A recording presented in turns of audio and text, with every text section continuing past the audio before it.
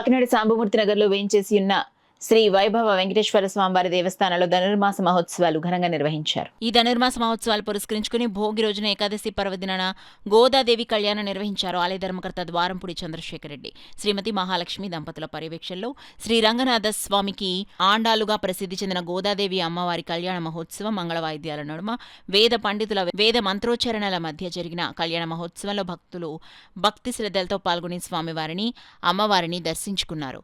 ఈ సందర్భంగా ఆలయ అర్చకులు మాట్లాడుతూ శ్రీ వైభవ వెంకటేశ్వర స్వామి ఆలయంలో ధనుర్మాసం నెల రోజులు వేకువ జాము నుంచే స్వామివారికి సుగంధ ద్రవ్యాలతో అభిషేకాలు, తిరుపావై పట్టణం భక్తుల్లో ఆధ్యాత్మికత ఉత్సాహం వెళ్లి విరిసే విధంగా పూజా కైంకర్యాలు నిర్వహించడం జరిగిందని, గోదాదేవి అమ్మవారి కళ్యాణాన్ని చూసిన వారికి విన్నవారికి శుభ ఫలితాలు కలుగుతాయని తెలిపారు.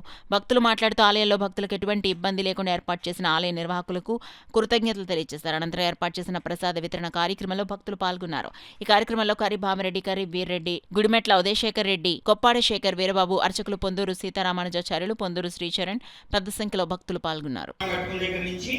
తలంబ్రాలు పోసుకోవడం వరకు మనం ఈ కార్యక్రమాన్ని చేసుకుంటాం స్వామి అని చెప్పి స్వామి మనం నిర్మించుకున్నాం. ఆ కార్యక్రమం దేన్ని ఆధారంగా ఇప్పుడు ఏదైనా చేయాలనుకోండి, ప్రామాణికం కావాలన్నమాట. గ్రంథాలు మనం పాంచరాత్ర ఆగం అనుసంధాన ప్రకారంగా చేస్తున్నాం.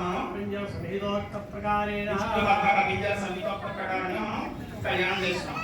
అది మనం స్వామికి చెప్తున్నాం. ఎందుకు చేస్తున్నాం ఈ కళ్యాణం అంటే శ్రీమన్నారాయణ ప్రియకాన్నమామి అంటే స్వామి ప్రీతి చెందాలని చెప్పి మనం ఈ కళ్యాణం చేస్తున్నాం. స్వామి ప్రీతి చెందాలి. మనకు కోరికలు ఉంటాయి.